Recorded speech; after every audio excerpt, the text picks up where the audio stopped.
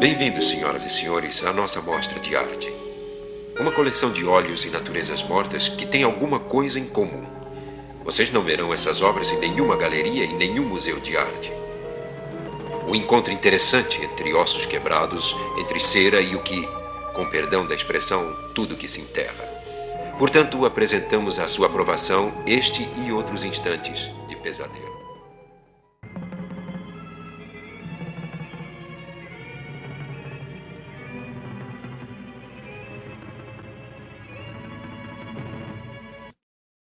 Olá, ouvinte! Seja bem-vindo à nossa segunda temporada da série Night Gallery, Galeria do Terror aqui no Brasil.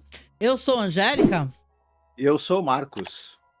Hoje, né, Marcos? A gente vai falar aí sobre o primeiro episódio da segunda temporada, que, caramba, já começa com um episódio fantástico, assim, com coisas interessantes e com uma dinâmica diferente, né?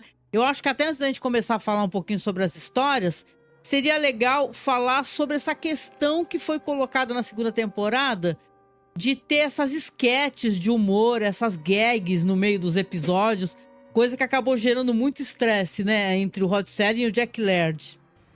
My next guest is a six-time Emmy Award winner for 16 years, ever since he received the Peabody Award for Requiem for a Heavyweight, which is made into a film. He's been at the top of the profession in television. His current television series, Night Gallery, is probably best known for, well, he's known for that and Twilight Zone, of course, and he recently completed a screenplay, which is about to open, I think, a movie called The Man, James Earl Jones, opening around the country shortly. I mean, of course, Mr. Rod Serling.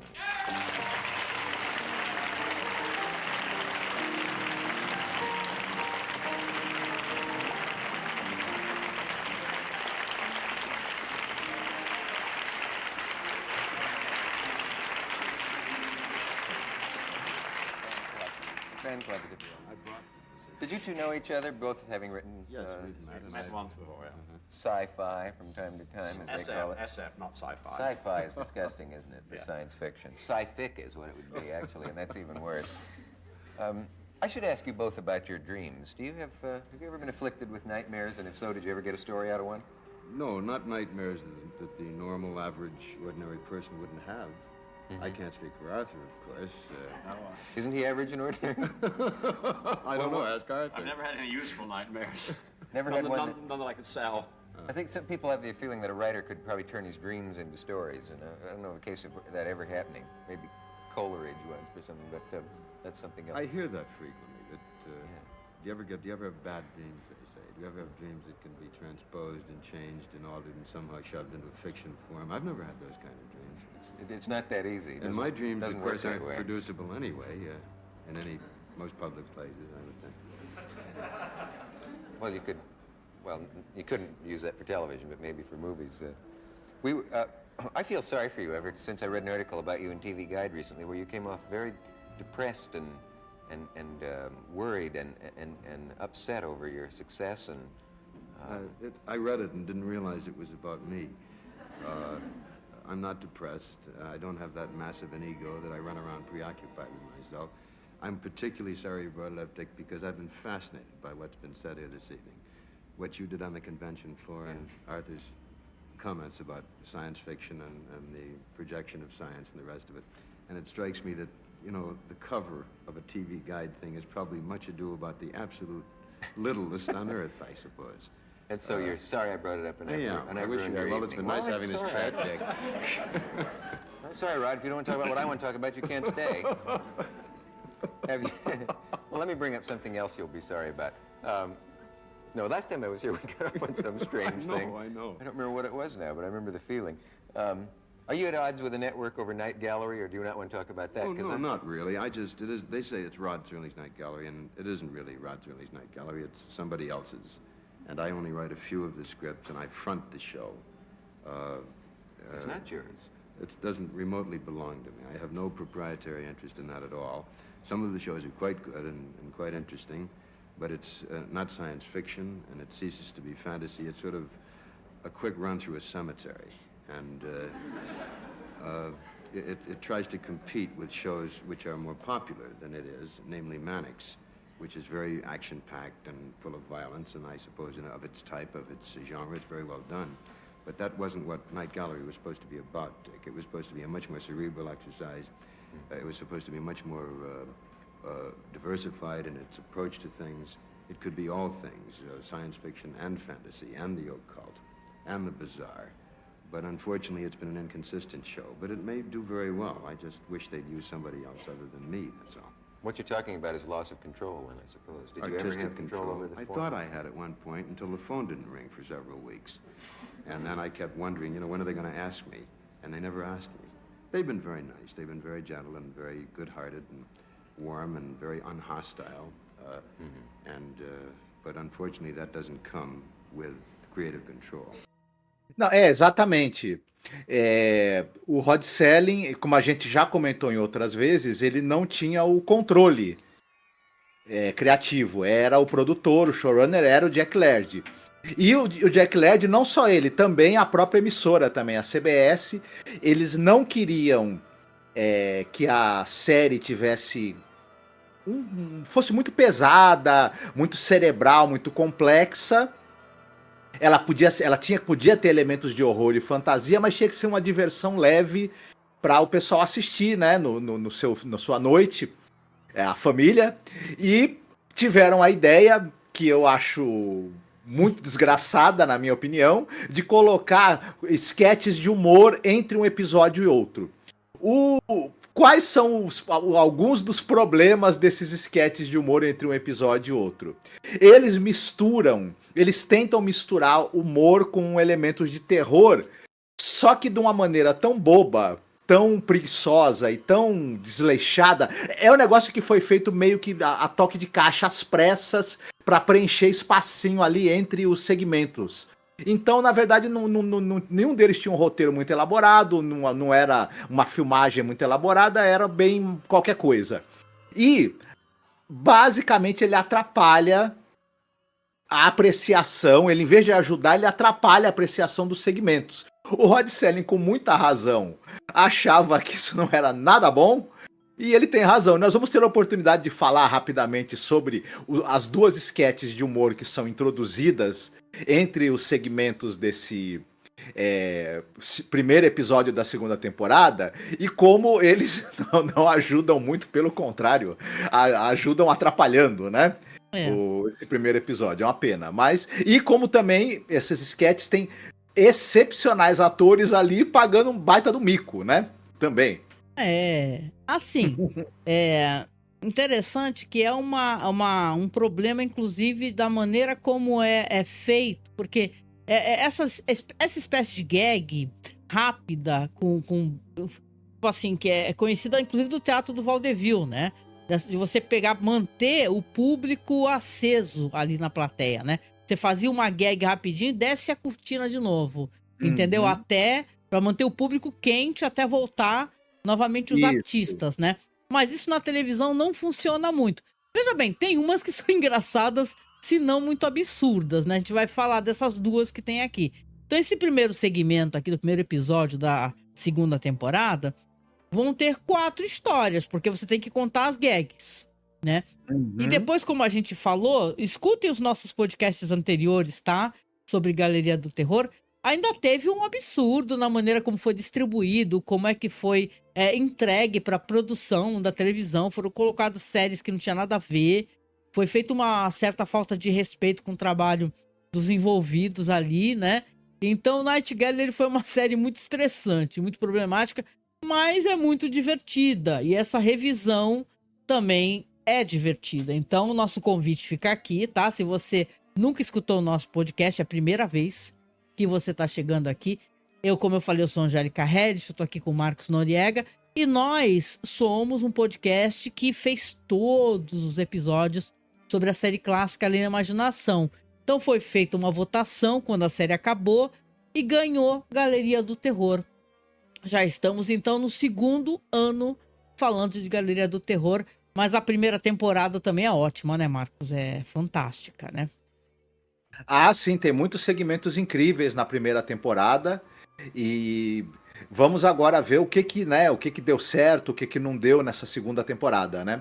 Essa segunda temporada vai contar com 23 episódios, divididos em alguns em vários segmentos, Aham. e a última temporada são 18. Né? Isso. Também com divisão. Alguns episódios da terceira temporada é um episódio só, não tem divisão em segmentos. Inclusive as gags, a gente vai falar sobre isso também mais pra frente. As gags se reduzem na terceira temporada, né? Isso. Você vê que não fez muito sucesso mesmo, né? Apesar de que dá uma dosinha no coração. Tem gag nesse episódio que é o Leslie Nielsen, né, fazendo. Então é absurdamente engraçado e absurdo, né? Mas vamos lá, então. Nossa dinâmica de gravação é sempre assim. Um de nós conta uma história, a gente comenta o que a gente achou e tal. Quando a gente fazia os podcasts de Além da Imaginação, a gente fazia recomendações de filmes, séries no final. Aqui a gente resolveu fazer durante mesmo o episódio, porque como são segmentos variados, de temáticas variadas, a gente deixou isso uma coisa mais, né, Marcos, mais capilarizada no episódio. Então, a gente pode recomendar As Mãos de Orlac em algum momento, por exemplo. E por aí vai, algum filme de vampiro que a gente acha legal. Então, se ligue nas recomendações, porque a gente costuma colocar na nossa publicação, na versão podcast, as recomendações. A gente deixa o episódio. Quem costuma reclamar, falar assim, nossa, por que vocês estão só falando? Eu quero assistir o episódio. Você não leu a descrição. Então é importante que antes que você reclame, você leia a descrição. Na minha época de escola, o professor falava leia o enunciado, né? Não tinha isso, né? Na nossa época de escola, leia o enunciado corretamente. No YouTube costuma você ler a descrição. Na descrição a gente costuma colocar link para assistir o episódio. A gente tem canal no OkHook onde a gente fez a publicação. Você pode assistir legendado, a gente dá toda a força para o pessoal poder assistir o que a gente comenta, né? A gente não dificulta. A gente sempre facilita. Então, aqui no primeiro episódio, né, Marcos? A gente vai falar sobre o que, na minha opinião, é o melhor segmento deste primeiro episódio, que é o garoto que previu terremotos, né? Sejam muito bem-vindos a este museu de raridades. Não se paga entrada, não é necessário ser sócio. Apenas uma crença forte e rija na escuridão no topo da escada, onde as coisas tropeçam na calada da noite. Exemplo, o primeiro quadro desta noite. Um garotinho fechado numa bola de cristal. Ele tem um dom muitíssimo especial. Ele pode profetizar. Mas vocês duvidarão olhando este quadro por trás. A profecia sempre foi um dom, mas às vezes ela pode tomar a forma de um pesadelo. O título do quadro é O Menino que Profetizava Terremotos. E esta é a Galeria do Terror. Esse primeiro segmento, ele não é só melhor, ele é exponencialmente melhor. É tipo, tem o restante do episódio. Não dá pra comparar, não dá pra chegar sequer perto uma coisa da outra. Me desculpe, né? É um dos melhores segmentos de toda a série, tá? Isso. Então, acho que é importante até ter isso em foco. Que o menino que previa terremotos é um dos melhores segmentos. Ele tem uma bad vibe, ele tem uma angústia, né? E como é que a gente vai fazer? Começa você contando a primeira história e tal. Acho que a gente tem que falar até do diretor, porque esse diretor, ele é super legal, né? Desse primeiro episódio, que é o John Badham, né?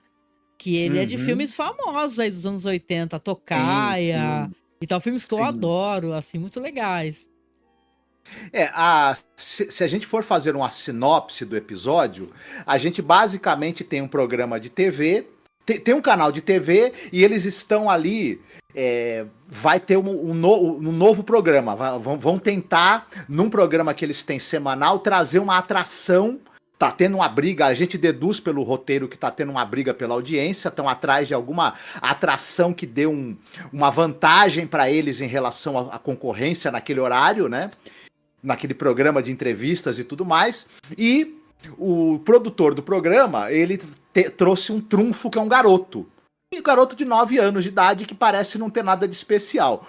O dono ali do canal, né, o gerente do canal, dono do canal, ele fica sabendo que o que eles têm para apresentar naquela noite como trunfo, né, para ganhar audiência, é meramente um garoto com 9 anos de idade que tem algum dom especial que ele não sabe o que, e o cara já fala assim, pô, que é isso? Eu vou te demitir, hein, o produtor do programa? Aquele produtor ele é muito brabo. Aliás, ele é interpretado por um cara delicioso, né? Ele já é falecido. quem gosta daquele filme Casamento Grego, né? Que é uma comédia tão gostosa, né? E tal. Ele é o patriarca do Casamento Grego, né? Esse ator aí, nossa, É faleceu. o Michael Constantine. Michael Ele já Constantine. teve em Além da Imaginação naquele episódio I Am the Night Color Me Black, o pessoal deve lembrar da quinta temporada. Sim. E também teve na série Quinta Dimensão. Ele é o cigano do filme A Maldição do Cigano. Isso! Também? Fazendo cosplay de cigano. É ele mesmo, né? Então, Que ele toca no cara e fala magro. Entendeu? E ele tá bem demais nesse episódio. É que assim, esse menino, ele tem o dom da profecia, né? Ele vai, basicamente ali quando ele aparece, ele conta, entre ele contar o que ele tá fazendo no dia a dia dele, do que ele tá lendo, do que ele tá estudando, entre uma coisa e outra, ele tem aquele tchum e ele fala uma profecia na hora. É claro que a princípio, o cara que é o dono do canal fala, ok, essas profecias não vão se cumprir, nós vamos fazer papel de idiota aqui e não vai dar nada certo. É meio moleque falando assim, olha só que eu aprendi, isso aqui é mó legal, um joguinho da hora, ele mostra. Ah, um joguinho, né? E o cara olhando, falando, what? Né? O produtor, né? E tal, e do nada ele para. Menino, olha, a menina tal vai ser resgatada, ela está viva, só está com a perna quebrada. É como se ligasse um interruptor nele, né? Ele recebesse essa informação e tivesse que falar. Sim, a gente depois vai ficar sabendo que tem uma relação direta entre ele ser muito estudioso, ele lê muito e essas previsões. Ele vai explicar depois o menino a relação que há entre uma coisa e outra. Mas e ele também prevê um terremoto nesse primeiro programa. Ocorre que tanto realmente a tal menina que está desaparecida é encontrada, exatamente como ele fala e com a perna quebrada, como ele diz, quanto também acontece o tal terremoto. Aí, obviamente, o cara que é o diretor do programa, aliás, o dono, né, o dono ali da televisão, ele fala, realmente isso é um fenômeno. E aí o menino, a gente vai chamar, ele berra, né? Manda chamar o velho com o menino. Isso. Porque ele tava maltratando muito o velho, né? O senhorzinho que é o avôzinho. Nossa, como ele maltratou, como ele foi mal educado com aquele senhor, né? Ele manda apagar a fita do programa, isso antes dele saber que as profecias foram cumpridas. Ele manda apagar a fita do programa e manda botar o avô e o moleque pro olho da rua e fala, manda, tira esses dois daqui. Claro, quando as profecias são cumpridas, ele resolve deixar o menino como uma atração e nós vamos ver o que acontece 1 ano e meio depois, quando o menino já é um baita sucesso, o programa dele, né? Isso. De audiência. E, ao mesmo tempo, ele tá causando tanto furor que, claro, ele virou também objeto de estudo pelas universidades, pelos pesquisadores, porque querem saber como é que ele consegue prever o futuro. Tem um cara do governo que fica lá, né? Tem até um lance que ele mostra, o cara do governo, ó, ele fica ali o tempo todo. Se o menino falar alguma coisa que não pode e tal, ele vai interromper o programa imediatamente, Isso. né? A gente deduz que em vários momentos isso aconteceu. Ele deve ter feito alguma previsão ou revelado alguma coisa que tinha valor, digamos, de segurança nacional ali para a política dos Estados Unidos e aí o programa deve ter sido cortado. E tudo isso... Aí antes da gente chegar no final, o que acontece no fim, por que esse episódio, que é um episódio curto, ele dá tão certo? Antes de tudo, esse episódio é maravilhoso, ele é excepcional, ele tem um impacto muito grande. Ele é um conto da Margaret St. Clair, viu? Aí é que eu acho que o que faz esse episódio ser tão espetacular. Primeiro, o roteiro é do Rod Serling, né? Roteiro do Rod Serling. E não é à toa que esse episódio foi escolhido. A Margaret St. Clair é uma fulana, ela foi uma escritora ativa entre os anos 40 e 70. Ela é pioneira de mulher escrevendo ficção científica e fantasia. O Rod Serling gostava demais do trabalho dela, reconhecia muito a importância dela enquanto pioneira, né, de uma mulher escrevendo essa literatura de gênero. Ele adaptou esse conto dela com muito coração, com muita vontade. Os diálogos, as falas que tem nesse conto, que tem nesse roteiro que o Rod Serling fez, são absolutamente perfeitos. É um roteiro que ele é redondo, ele é perfeito, com diálogos que são muito precisos, muito impactantes. A voz de cada personagem, ela tá ali perfeitamente reconhecível. Ele é elegante, um roteiro com umas falas interessantes. A atuação Sim. do Clint Howard, porque a gente não falou ainda sobre essa coisa atores, né? Eu acho que a gente vai falar. É uma atuação quase sobrenatural, né? Porque se você ligar o nome à pessoa, sim, o Clint Howard é o irmão do Ron Howard, né? Uhum. E tio da Isso. Bryce Dallas Howard, é a família Howard toda, né? Inclusive o pai deles, né? O pai estava lá, ele era o cameraman, né? O Rance Howard. Então, ele é um roteiro muito elegante, ele é muito sintético, ele é conciso, né? Sei lá, ele vai do ponto A pro ponto B e é isso aí. Temos uma história, temos alguém falando que as previsões ao vivo na televisão, porque a televisão tinha isso de ser ao vivo, né? Acho que é importante a gente falar que caso tenha algum problema, isso aí também dá um certo, né, desgaste para poder resolver, né? Então, é uma história que tá tudo ali. O que pode acontecer quando um menino, de repente, fica tendo esses flashes e falando previsões? Vai acontecer um negócio muito interessante e muito trágico, na verdade. Só que não sei se a gente conta o final, acho que não. Não, quem chegou aqui assistiu, conta. O que ocorre é o seguinte, num desses programas, o menino ele chega para o avô e para o pessoal da produção e fala: olha, eu não tô me sentindo bem, eu não quero gravar, eu quero ir embora para casa. E aí começa aquele negócio: não, poxa, nós estamos aí no auge da audiência. Não, o próprio dono da emissora chega pro menino e fala: o que você quer, o que você precisar. O produtor, né? Chega assim: nossa, primeiro ele é super gentil, daqui a pouco ele começa a ficar bravo. Começa Vou a ameaçar, te dar né? férias, vou te triplicar teu salário, vou te dar o que você quer. Mas termina aí, viu? Termina esse programa hoje que depois você tira umas férias, eu faço o que você quiser, te dou um apago férias na Europa. Enfim, não dá pra gente não ter o programa de hoje. Aí o menino, ele fala uma coisa interessante, né? A gente até então não sabe qual é a previsão que o menino vai fazer.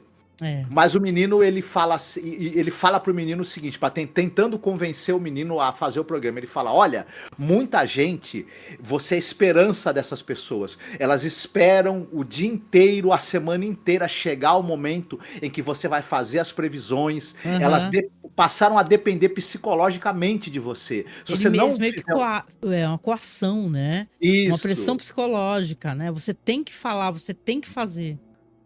Mas aí o menino, escutando isso, ele fala assim: olha, sabe que você tem razão? Realmente, você me convenceu. Aí o menino vai pra frente das câmeras, e aí é que eu falo que entra o brilhantismo do Rod Serling enquanto escritor. Ele começa a fala dele, o menino, lembrando as pessoas que estão ali dos erros que a humanidade comete, do preconceito, da guerra, da violência, dos problemas que a humanidade, da poluição. E é um detalhe que a gente viu anos 70, isso é 1971, não é? Então a gente vivia ainda muitas tensões da Guerra Fria, a gente vivia uma preocupação crescente com o meio ambiente na época, com a destruição do meio ambiente, tinha essa discussão dos problemas raciais.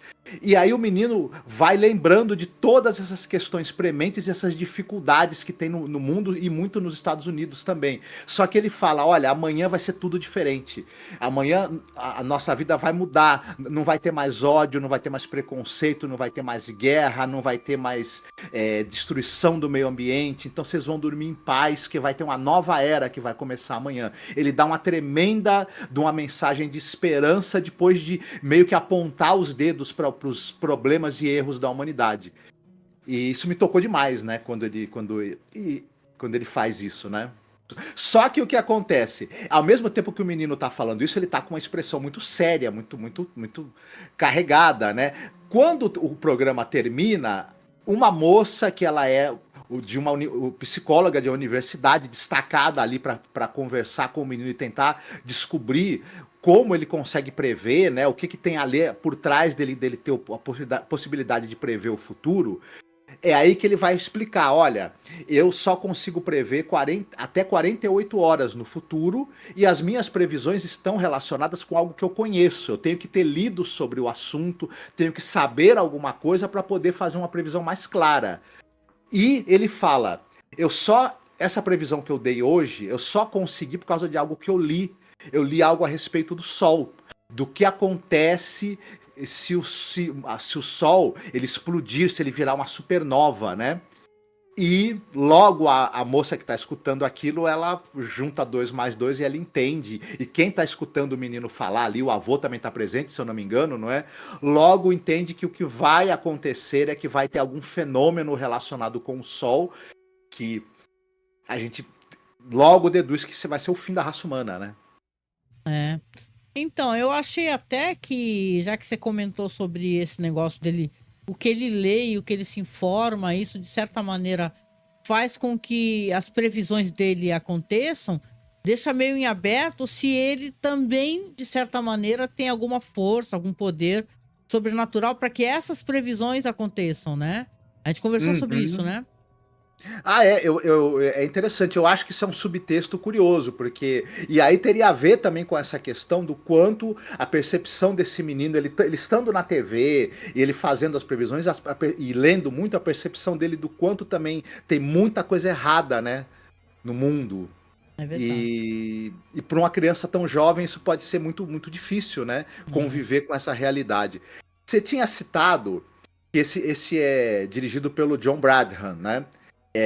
O cara que dirigiu Embalos de Sábado à Noite, esse diretor, dirigiu Drácula, que é aquele Drácula do Frank Langella, dirigiu Jogos de Guerra, enfim, Short Circuit, Incógnito, a Assassina com a Bridget Fonda. Era um cara que nos final dos anos 70 e início dos anos 80, o cara tava com tudo, esse diretor, e ele, pra mim, ele tem uma direção muito segura, ele sabe muito bem, ele estava iniciando na direção nesse ano de 71, inclusive, Isso. em episódios de TV, mas ele já tem uma direção muito segura, essa coisa no final, quando o menino tá fazendo a última previsão, a tela vai dividindo em várias telinhas, pra gente saber que a mensagem dele tá chegando em todos os televisores ali, né? Todos os E é muito lares, bacana, né? Verdade. Não, é um episódio que ele termina de uma maneira angustiante, né? Porque você imaginar o fim da humanidade, a destruição do mundo, sempre é uma coisa angustiante, né? Porque todos esses filmes, né? Esses filmes de apocalipse, esses filmes que nem aquele Olhe pra Cima, né? Não tem aquele Olhe pra Cima, aonde realmente Sim. a humanidade vai ter fim, né? É uma coisa angustiante. Então eu acho interessante a escolha de você pegar um episódio, né? E você, nesse primeiro episódio, esse primeiro segmento, ser uma coisa tão bad vibe, tão forte. Porque quando ele depois, porque obviamente a psicóloga que tá lá pra atendê-lo, que vai na casa dele, conversar com ele, com o avô, ela entendeu que ele, por algum motivo, não tá falando a verdade, né? E ela acaba conversando com ele, pedindo pra ele se explicar melhor. E ele resolve começar a falar. E aí sim, ele fala essa questão da supernova. Ele fala que ele teve uma visão do mundo sendo destruído pelo Sol. E a cena, ao mesmo tempo, é interessante como é feita. A cena vai ficando cada vez mais avermelhada. Como se ele estivesse sob um sol muito forte. Entendeu? Então, cada vez mais fica mais vermelho, mais um filtro vermelho da cena. E termina nesse ponto, onde que você vê os carros parados, as buzinas soando, o magma explodindo, assim, do centro da Terra. É um episódio que ele termina de uma maneira que não é nada engraçado, sabe? E aí que a gente entende como é que é estranho você ter, depois de um episódio assim, um segmento humorístico curtinho, né? Sim, esses recursos narrativos que você falou, o diretor, o John Badham, ele lança a mão deles porque o roteiro pede, né? Então, quando você tem um roteiro muito bom, o diretor ele tem que se esforçar para transmitir aquilo e usar recursos da narrativa, que nos episódios seguintes a gente não vai ver isso, né? Infelizmente, assim, nos outros segmentos desse episódio, né? E tem episódios bons nessa temporada, assim, tem vários Muito episódios bons. divertidos, engraçados, né? Mas, assim, na minha opinião, esse é o melhor segmento, assim, né, até da própria série, né? Se a gente for fazer depois um top 10, um top 20, né? E é engraçado na fala do menino, né? Que o nome dele é Herbie, né? Ele fala assim, e tá tudo bem. Tá tudo bem, avô. Tá tudo bem, fulana, que é psiquiatra. Tá tudo bem, porque a gente não vai sentir, vai ser tão rápido que a humanidade Uhum. vai desaparecer. E talvez isso seja bom. E é aí que vem aquele sentimento, né? De falar assim, a humanidade, o planeta está sendo destruído e o nosso planeta sendo destruído, parece que a humanidade é bom, né? Para o universo, entendeu? Não existiam seres humanos que têm essas tendências todas egoístas, né? E a propensão à violência, a propensão a maldade, tanto quanto tem propensão Uhum. para bondade, né? Então é interessante esse primeiro segmento aqui, o menino que previa terremotos, né? Para depois vir um pequeno segmento aqui, que eu até anotei aqui, que é o do vampiro, né? Que é de Uhum. uma... Assim, É claro que a gente assistindo hoje em dia, né? Tudo tem a sua época e também tem o seu zeitgeist. Essa época era os anos 70, era uma época mais hippie das coisas. Assim, você vai ter um segmento onde tá um vampirão, né? Que tá ali, a campainha toca, chega alguém na casa dele, e é uma moça toda ouvindo radinho, musiquinha lá né? É Miss Lovecraft Sent Me, o nome Uhum. desse segmento. Uhum. Ela vai ser a babá de um filho dele que ele não mostra, né?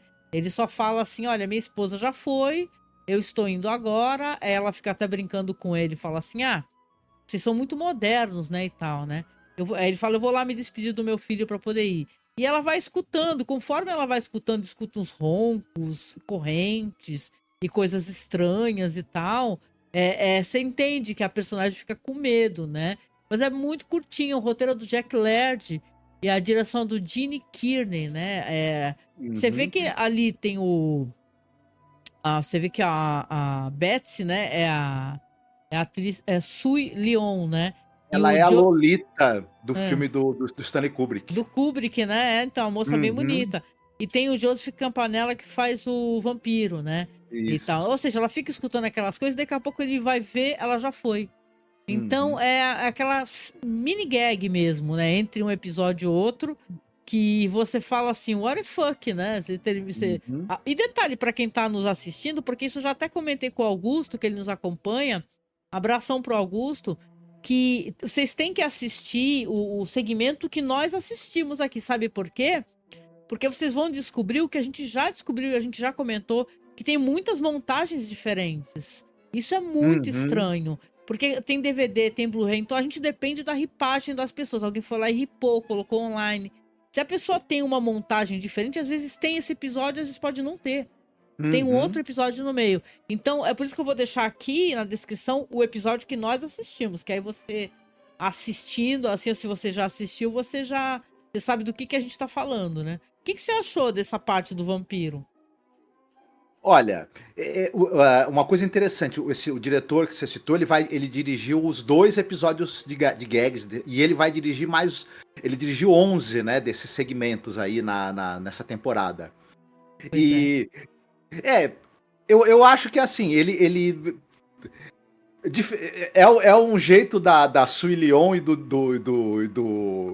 do Campanella O lá, Campanella ganhar o dinheiro, né? Comprar um lance. do Joseph Campanella, os dois pagarem suas contas e pagarem também um certo mico, né?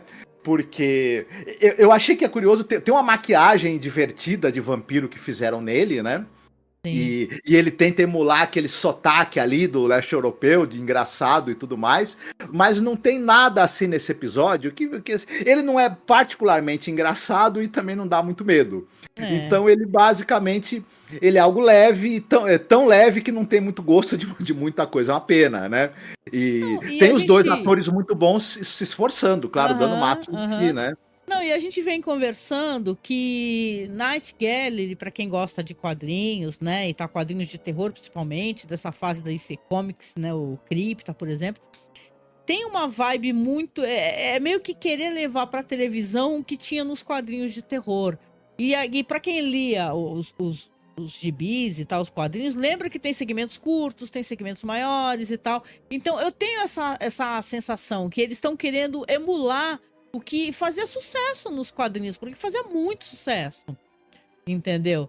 Né? Mas é como você falou, tem histórias muito boas na EC Comics, né? Não tem um roteirista ruim, muito pelo contrário, tem vários roteiristas ótimos.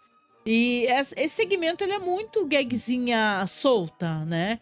E se não tiver, até ajuda melhor você curtir. Penso eu, né? Algumas ajudam. Essa daí, achei tão bobinha que nem... Pra mim não fez nem diferença se não tivesse, entendeu? Talvez esses episódios, essas gags, eles fossem interessantes você assistir um compilado deles. Um do lado do outro, eles não iam atrapalhar os episódios que são mais dramáticos e iam casar melhor, né? Talvez até isso seja até uma, digamos assim, uma sugestão para um dia alguém fazer um compilado, Seria né? seria legal, funcionaria melhor.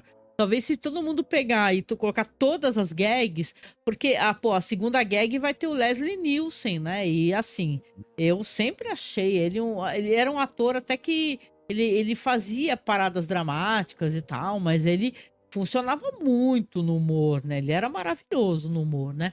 Mas agora eu vou te chamar, então, para o terceiro segmento desse episódio, que é o que a gente ficou mais discutindo e achou ele mais bizarro e confuso, que é a mão de Borgus Wins. A ideia de um transplante de órgãos, sem dúvida, é emocionante. Mas a história atrás da tela leva esse conceito bem adiante, ou, se quiserem, a um passo atrás. A uma outra espécie de mundo. Um mundo em que um cavalheiro chamado Lackland encontra uma mão que não é sua e encontra-a unida ao seu pulso. Nosso quadro, A Mão de Borgus Wims. Né? Queria que você contasse essa história pra gente poder tentar entender, né? Diz que é baseado no conto do George Langham, não conheço esse escritor. Direção do John Meredith Lucas, que ele é um cara mega obscuro. Eu procurei bastante no MDB, não achei muita coisa não. Parece que ele usa um nome meio fantasia. Ficou meio estranho pra mim. Falando desse diretor, ele vai dirigir outros episódios da Galeria do Terror, 4 episódios, né? E ele era um cara que, por incrível que pareça, ele era um cara da televisão e de séries não tão obscuras assim. Ele dirigiu o episódio da série original do Star Trek, dirigiu o episódio do Fugitivo, do Planeta dos Macacos, era um cara com experiência. E agora, engraçado, né? Antes de eu entrar o episódio, eu e você, a gente discutiu muito de problemas de roteiro, né? Ficou tudo muito confuso. Isso. E esse episódio ele é escrito pelo Alvin Sapinsley. E o cara era um sujeito que ele não era um escritor ruim. Ele escreveu episódios do Tales of Tomorrow, Suspense, Havaí 5-0. Ele é um cara que... Ele tinha muita experiência na televisão de séries importantes, o escritor. Dessa bobagem, né, monumental que é esse assim, a gente vai explicar melhor, né, Marcos? Vamos explicar. Isso. Tu não quer contar um pouquinho? Aí a gente... Sim. A gente tá às voltas com um personagem que ele tá com um problema muito sério, esse cara. Ele é um sujeito que ele alugou um apartamento para morar. Só que desde que ele foi morar ele pegou o apartamento já mobiliado, tudo direitinho, ele tá morando ali. Desde que ele alugou esse raio desse apartamento, a mão dele, uma das mãos, a mão direita, e o pé direito, o lado direito do corpo dele, estão tendo, digamos assim, vontades próprias, entre elas instintos assassinos. Meu Deus. Já começa com a maior cena de ação, o cara totalmente descontrolado num carro, né? Não tem esse cold open aí? Ele tá dirigindo, ele tá passando um cara na rua que é um sujeito de terno, um sujeito que tem um barbudo, e do nada a mão direita dele e o pé direito, né? O pé vai pisando no acelerador e a mão vai girando o volante tentando atropelar esse cara. E ele com o outro lado do corpo, né? Tentando impedir. E na tentativa que ele faz de não atropelar e matar o cara, ele vai bater o carro. E aí as coisas começam a ficar complicadas pro lado dele. E ele vai procurar um médico, que é o Ray Milland. Meu Deus do céu. Ray Milland, o que você tá fazendo aí, né? Olha, o Ray Milland, olha, gente, o Ray Milland é aquele cara. Ele é o cara do filme Farrapo Humano, né? O cara que... O Farrapo Humano é um dos filmes mais importantes dos anos 40, filme do Billy Wilder. O filme ganhou Oscar de melhor filme, ganhou Oscar de melhor ator pro Ray Milland, né? O Ray Milland faz aquele sujeito, né? O alcoólatra, né? Um dos filmes mais famosos sobre vício também, o Farrapo Humano. No caso, o vício do álcool. Um filme importantíssimo aí. Fora isso, o Ray Milland também, ele tá nos filmes, por exemplo, do Roger Corman, ele tá no Enterrado Vivo, ele tá no Homem com Olhos de Raio-X, que é... Ele é um nome famoso, né? O Ray Milland, né? Sim. Ele tá fazendo, Ele tipo, o ficou... médico, né? Cirurgião, né? Isso. E você vê que o Ray Milland, ele não tá muito afim, né? Tá na cara que ele tá aí no episódio, ele tá assim, falando, vou fazer o meu pra pagar minhas contas, mas tá difícil. Bom... O cara procura, esse personagem que a gente tá falando, esse jovem, esse rapaz, que a mão dele, né, a mão direita e o pé direito dele estão tendo instintos assassinos, ele é vivido pelo George Maharis. Esse cara, quem assistiu o seriado Rota 66, famosíssimo seriado aí, né, dos anos 50, 60, vai lembrar que ele era o Buzz Murdoch do seriado. Então, ele é muito lembrado por isso, além de 1 milhão de papéis na televisão nos anos 70 e Legal. 80. Enfim, um cara muito conhecido, um cara assim bonitão, né? E ele, vamos dar créditos a ele, ele faz o que ele pode, né? Ele se esforça. Ele quer tirar um leite de pedra ali, né? Porque é um roteiro meio a lá, sei lá, a caralho o negócio. Isso, o que acontece? Ele vai lá procurar o médico, que ele fala, vou contar pro senhor o que tá acontecendo, doutor. Olha só, essa minha mão aqui, acho que se não me engano é a mão direita mesmo, né? Ela tentou atropelar um cara na rua, aí, outro dia, eu estava lá no meu apartamento, eu, sem querer, apertei uma campainha errada, fui parar no apartamento errado, e tinha uma moça nesse apartamento, a gente se conheceu, 3 dias depois é meio assim, noivos. né? A mão apertou a campainha errada, né? Isso. A mão. Tudo é culpa da mão. E aí ele conta que ele tentou matar essa noiva dele, pegou uma faca e tentou esfaquear a moça. E aí ele fala pra esse depois ele fala pro médico, olha, eu preciso que o senhor ampute minha mão, porque eu tô achando que a única maneira de eu me livrar desse problema que eu tô tendo da minha mão querer matar as pessoas é o senhor cortar a minha mão. O médico fala pra ele, não, cara, eu não posso cortar a sua mão, não é assim que as coisas funcionam, rapaz, imagina, né? É assim, meu camarada, você chegou no meu consultório, corta minha mão aí, meu brother. Aí, a gente tava conversando, começa os problemas do roteiro, porque tá, ok, o lado direito do cara, né, antes da gente começar a falar dos problemas de roteiro, ele também, para mostrar a influência maligna que essa mão tem, ele pede pro médico uma caneta e um papel, e ele escreve umas frases em latim com outra letra. Aí eu tava até falando pra Angélica, não, peraí, vem cá. Quem escreve é o nosso cérebro, né? Não é a nossa mão, exatamente. A mão não tem cérebro, né, cara? Então, pode falar que a mão tá encapetada, então ela sabe tudo, sabe latim. Então não é a mão dele, a mão que tá direita que tá fazendo o que ele não quer, é ele, né? É o corpo dele, porque, outra coisa, você tá dirigindo, ok, a mão ali que tá movendo o volante, uma das mãos e um dos pés está no acelerador fazendo o carro ir para cima de alguém. Se o outro lado do seu corpo tá funcionando, convenhamos, né? Você pode pisar no freio, você pode girar o motor pro outro, você pode puxar a embreagem. Então, basicamente, depois ele fala que o corpo dele tá sendo assumido por essa entidade, né? Mas é só um lado. Né? É só o lado direito, né? Assim, né? Tá. Aí começa a virar uma palhaçada que a gente pensa, tá, ok. Aí como é que você vai esfaquear alguém, sendo que a tua outra mão pode te impedir, né? Você pode se jogar no chão, porque só um lado do seu corpo tá possuído. Tem uma outra cena muito engraçada, em que ele pega uma arma também, né? Porque ele recebe uma visita de um sujeito, ele manda um recado pra um cara, né? A mão faz ele tentar encontrar um cara... A mãozinha liga, aí com a outra mão ele segura, né? Por que ele segurou, então? Aí a mão endemoniada dele começa a ligar, tipo, sei lá, sabe a mãozinha da família Addams? Aí começa a ligar e ele segura com a outra mão. Por que ele não soltou, então, e bateu o telefone? Queria ver como é que a mão dele ia fazer pra ligar. Exatamente, aí ele obriga ele a ligar para um cara, né, e mandar um recado que quer falar com esse cara, e ele cita até o nome de um sujeito que ele não conhece. Nós vamos depois saber por que ele citou esse nome, digamos, a mão não tem como te obrigar a citar o nome de alguém, né? Mas enfim, aí quando esse cara vai ver, ele vai tentar matar o cara, e acaba. O outro lado do corpo dele impede ele de conseguir matar o cara e ele vai tentar se matar com um revólver, com a pistola, né? Aí ele impede, né? Um dos lados com a outra mão ele impede a arma de acertar a pessoa. Aí ele fala, vou tentar me matar. Só que ele tenta se matar com a mão que tá dominada. Ela não aperta o gatilho, né? Por que não troca de mão a arma? E começa a explicação disso tudo depois, meu Deus do céu, você fica assim. O roteiro, ele meio assim, ele cria uma regra, que essa regra, ela só funciona do jeito que o roteiro quer, quando o roteiro quer. É tipo, né? Assim, convenções. Não, é uma história, veja bem, é interessante, né? Eu adoro histórias de mãos amputadas, de braços amputados que se movem, pô.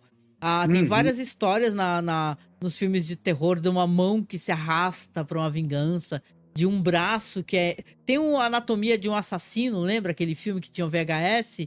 Que o cara tinha um braço implantado e o braço vai matar as pessoas porque ele era de um assassino. E é bem interessante mesmo essa lógica de que o braço quer matar, só que o braço não tem um cérebro, né? Então, como é o teu cérebro que vai mexer bom, sei lá, né? As Mãos de Orlac, do Robert Vienne, né? Robert Vienne, que é um filmaço, mas é as mãos, né? São as duas mãos, Isso, né? Aí não tem como uma mão querer que o cara é outra, pianista, né? E tal. Então, é uma história muito louca essa daqui, da mão e tal, que no final tem a parada do latim, aí depois você descobre, né, que ele aí vai aparecer um detetive, o cara, o Ray Milland, que, aliás, tem uma cena que a gente não comentou, né? A gente só deu risada disso. Ele pega uma estátua no consultório do médico e aí esmaga a mão. Assim, ele vai lá, não quer cortar minha mão porque eu tô pedindo, tu não quer cortar? Pá, ele pega a estátua. Só que a gente sabe que normalmente ninguém amputa uma mão porque quebrou osso. Vai te mandar pro ortopedista, bicho. Tu vai ficar com a mão quebrada, tu vai ficar um tempão pra se recuperar. Mas não, o médico vai lá e corta a mão com bisturi, porque a cena mostra que ele tá pegando um bisturi pra poder cortar uma mão quando a gente sabe que é uma serra, né, gente? Na moral, né?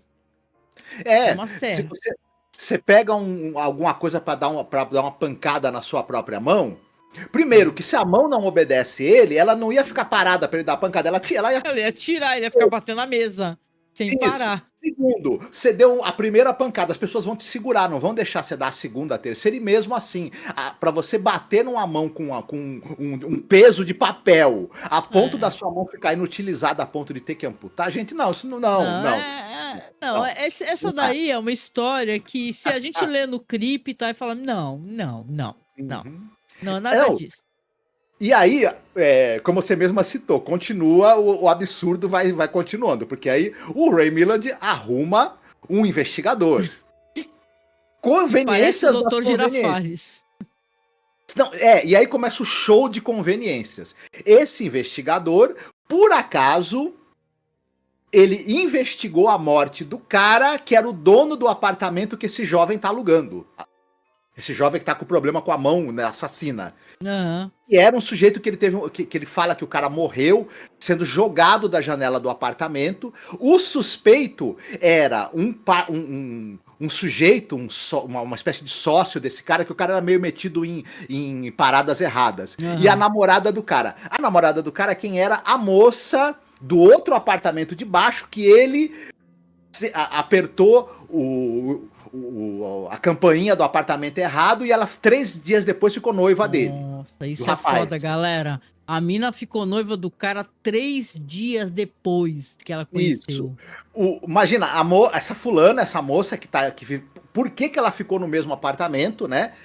Depois de ter tramado a morte do cara, teoricamente... Não se sabe. Por que uma fulana desse tipo, alguém desse tipo, né, que trama assassinato de alguém, consegue tramar o assassinato, fazer o assassinato e sair livre né? Porque nunca conseguiram provar a culpa dela. É ela vai 3 dias depois ficar noiva de um cara que ela conheceu, porque o cara Um cara apertou a campanha dela aleatório, né, errado. meu? Um Que cara veio aleatório. com o maior papo de fanchona na porta. Detalhe, Ai, eu errei de apartamento, mas acertei no amor. Negócio o cara assim. tá morando num apartamento que era do cara que ela ajudou a assassinar. Ela 3 dias depois fica noiva desse cara. Ah, tá bom. Aliás, tá bom. a mina é a Patricia Donahue, né? Donahue. Uhum. Que ela Sim, participa no Além da Imaginação, naquele episódio lá do Push, né? A Isso. parada em Willoughby, né? Uma Stop at atriz que Willoughby. ela teve. Ela tinha muitos papéis na televisão, uma boa atriz, né? Aí É, pegam boa. ela pra fazer essa. E, Não, ela era assim, pegaram ela pra ser uma gata genérica, né? E tal. Né? isso. E aí outra coisa que o detetive fala, quando foram jogar o cara o cara fala assim, não, esse cara era um grande estudioso do ocultismo, né? Será? Não, é pra justificar que ele fez um mega babadão antes de morrer, que a mão dele ficou amaldiçoada, Isso. que quem alugasse o apartamento ia ficar amaldiçoado também. Aí a gente Tem fez uma várias hora piadas que- de teor sexual que a gente não pode repetir aqui de jeito E- nenhum. Não, Então- E aí ele conta que quando foram jogar o cara da janela, o cara se agarrou ali no parapeito e o cara e a pessoa que tava tentando jogar o cara da janela cortou a mão do Cortou a cara mão. pra. Aí eu pensei comigo, tá, porque um assassino profissional, ele vai te jogar pela janela, você se segura ali no parapeito, ele não consegue tirar a tua mão e te jogar, ele tem que cortar a sua mão. Né? Nossa, Isso não que faz nenhum assassino é sentido. esse incompetente, mano? Você vai cortar a mão, dá uma machadada na cabeça logo de uma vez, né? Num Porra, outro conhece. momento, o que acontece? O jovem aí, ele conseguiu destruir a própria mão naquela cena nada convincente, cortou a mão fora e tá livre do problema. Mas e o médico- pé? E o pé que o cara ele falou que o pé começou também a obedecer? Você vai cortar Então, o pé? Então, só que aí o que acontece? O médico dá a entender que, beleza, jogaram o cara pela janela e tiveram que cortar a mão dele pra fazer isso. E é por isso que a mão das pessoas é que é dominada. Por que uma coisa tem a ver com a outra? Nunca o roteiro explica, nem vai explicar. Ah, não. Pior, parece que agora ele possuiu a mão do médico. Puta, o final é qualquer negócio. Aí Porque o médico vai escrever uma receita, escreve uma frase em latim mega elegante, né? Fala assim, esse cara era muito foda, hein, esse fantasma da mão. escreve uma frase de Virgílio aleatória no papel e o policial fala, isso aí é Virgílio. Eu falei, gente, vai, para. Aí é a fada da conveniência com 2 varinhas na mão, não é com uma varinha só, né? Não, essa história a gente achou ela mais engraçada do que coerente. E, cara, é isso, né? Uma história sobre mãos, que é uma coisa mó fantástica. Se eu pudesse recomendar aqui, a gente já falou das mãos de Orlac, que é muito legal. Tem Anatomia de um Assassino, tem aquele que é da... Não é da Hammer, eu acho que é da Amicus, né? Tem uma história lá, acho que é do cara que vai no sanatório e tem vários malucos contando histórias. Aí tem um dos segmentos que tem o cara que corta a mulher... Oi? Asylum, isso. Tem um segmento do Asylum que o cara corta a mulher em pedacinhos e os pedacinhos da mulher começam a se arrastar pra atacar ele. Então, tem várias histórias de membros amputados legais, entendeu? No terror assim. A herança da moça que ela recebe os olhos, né, de uma outra moça, né? Que tinha poderes mediúnicos, né? Nossa, essa história é bem legal, hein, gente? A gente já até falou no nosso programa. Acho que o nosso primeiro Halloween de terror foi asiático e falamos de The Eye, né? Que você é enganado o tempo todo, é mó legal, né? No final a aparência da mina nem é aquela. Mas assim, pô, é isso, né? Aí termina com um mini segmento também, que é uma gag chamada Fantasma de qual ópera, né? Se você conhece essa história, o Fantasma da Ópera é uma história famosa, clássica pra caramba e tal. E aqui a gente vai ter o Leslie Nielsen, que ele está ali atuando junto com a Mary Ann Beck, né? E ele tá ali, ele desce com aquela mulher nas escadarias e começa a fazer um discurso. Por que a sociedade, não sei o que, este homem, eu sou um homem com a cara deformada, você não sabe o que eu sofro, e joga ela numa cama de cetim vermelho e tal, e vai sentar no piano para começar a tocar. Toca o tema que a gente usa para os nossos podcasts, né? os antigos, que é aquele tananã, tananã. Aí pega e ela chega lá, chega perto dele, ele tá com aquela máscara na cara, ela vai e arranca. Aí ele tira, assim, ele se vira. Como você ousa tirar na máscara da minha cara, sua maldita e tal. E pega ela, começa a puxar o cabelo dela. Aí sai a máscara da cara dela. E ela é uma mulher tão feia quanto ele, se vacilar mais feia ainda, né? E é isso, né? Aí ele olha uma segunda vez assim e fala, pô, nós temos tudo a ver, né? Nós dois somos feios, né? Ele não fala isso, mas dá pra ver que ele tá pensando isso, né? E termina assim, dessa maneira Exatamente. singela, assim, a moçoila. Aí eu e o Marcos ficamos conversando, falando assim, pô, ele poderia então perguntar pra ela, porra, me dá o endereço aí o telefone do cara que fez a prótese da tua cara, aí que tá perfeita, hein? Tava toda linda, toda gata, enquanto eu tava com uma máscara branca na cara, com o queixo coberto, né? E essa é a gagzinha que termina esse episódio. Uhum. Olha, aí o que acontece? A gente tem o Fantasma da Ópera, aquele livro do Gaston Leroux, né, clássico da literatura de terror. Mas esse filme, tanto é que quando começa a introdução desse segmento, a pintura, né? A gente já, vocês que estão nos acompanhando sabem que todo segmento é introduzido pelo Rod Serling e é mostrado uma pintura, um quadro que vai ter relação com o segmento. Você logo percebe que o quadro é uma pintura que é em cima de uma cena do filme de 1925 do Fantasma da Ópera, né? Sim. De uma imagem famosa ali do Lon Chaney maquiado, né? Esse filme ficou famoso, entre outras coisas, pela fantástica, e depois se descobriu que ela era muito dolorosa também, né? Envolvia ferros na boca e etc. O Lon Chaney fazia umas maluquices, né, gente? Se machucava muito, Isso. né? Com as maquiagens.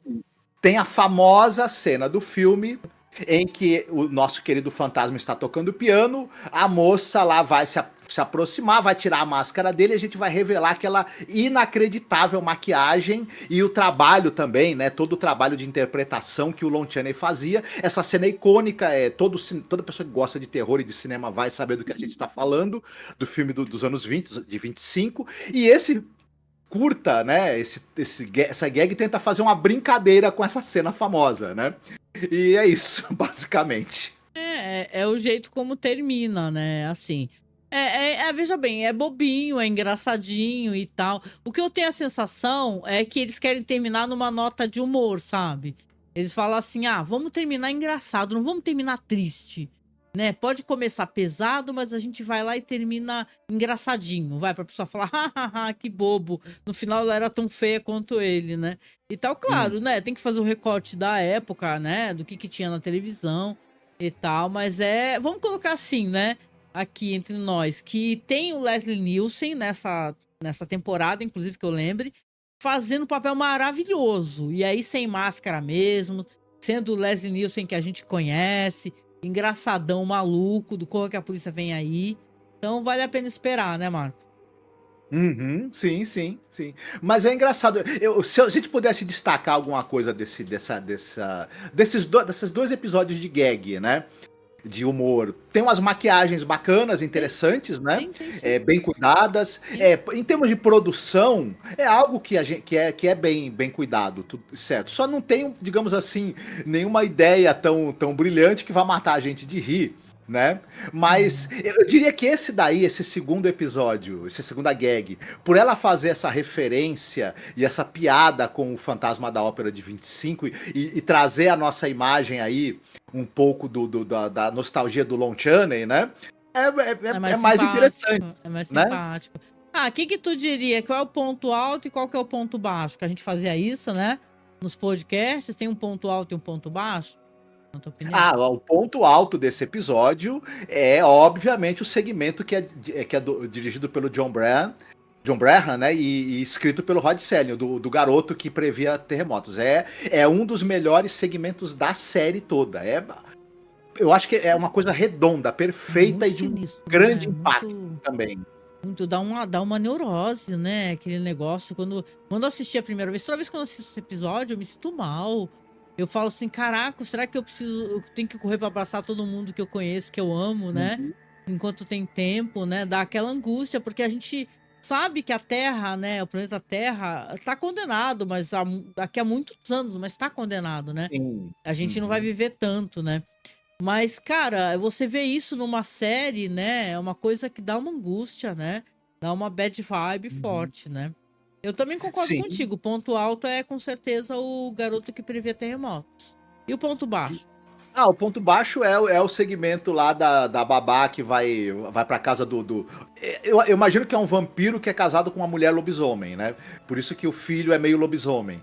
É verdade, Parece, porque né?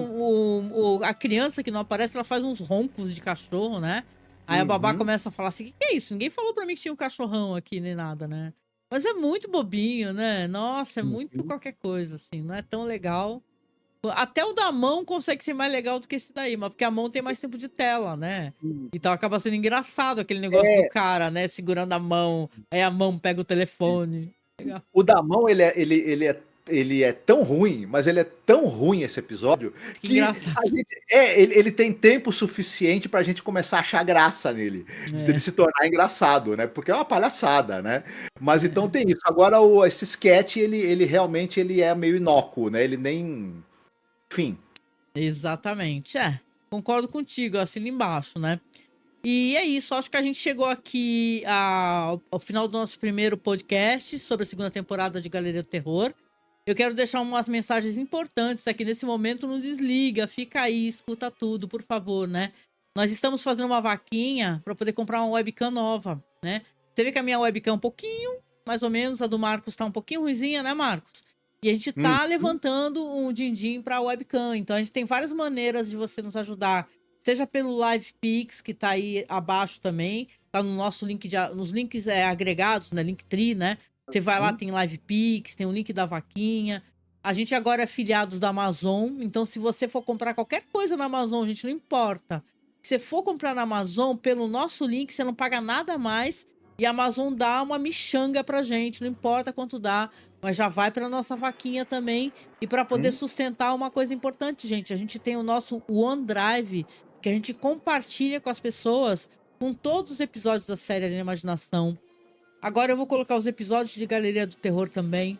Então, gente, tem muito conteúdo que a gente tá gerando e a gente tá pedindo apoio para poder manter esse conteúdo. Se você gosta do que a gente tá fazendo, pô, tem gente que fala que, caramba, adoro o começo do ano, que sempre no começo do ano vocês fazem aí uma programação sobre o Rod Selling, é Além da Imaginação, agora é Galeria do Terror.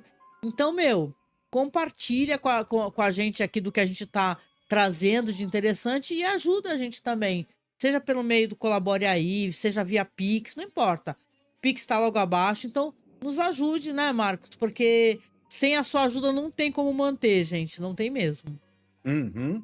Vocês são a razão de ser, né, de existir esse trabalho. Então, quem puder e quiser colaborar, a gente agradece demais, É tá? isso aí. Não, e lembrando que o podcast, a versão tá aqui em vídeo no YouTube, mas a gente também tá no Spotify. Nós estamos no Internet Archive. A gente libera o podcast para todas as plataformas, para todos os aplicativos de podcast. Pode procurar Além da Imaginação Podcast ou Cineclube da Masmorra, ou mais ainda, procure Galeria do Terror Podcast. Eu coloco aqui abaixo, porque eu costumo deixar em várias localizações para poder facilitar que as pessoas encontrem, tá? Então, quando você encontrar, você escutar, você já segue, seja lá no Spotify, onde for, seja aqui no YouTube, tá bom? Então, com isso, a gente vai terminando o nosso primeiro programa. Quero agradecer sua audiência, quero sua opinião aqui abaixo, viu? Conversa com a gente pra gente saber o que você achou do episódio, se você já conhecia e tal. Qual é teu ponto alto e teu ponto baixo? Comenta com a gente aqui abaixo, tá bom? Beijo e até a próxima na nossa Galeria do Terror. Beijão. Fiquem muito bem. Falou, tchau, tchau. Tchau.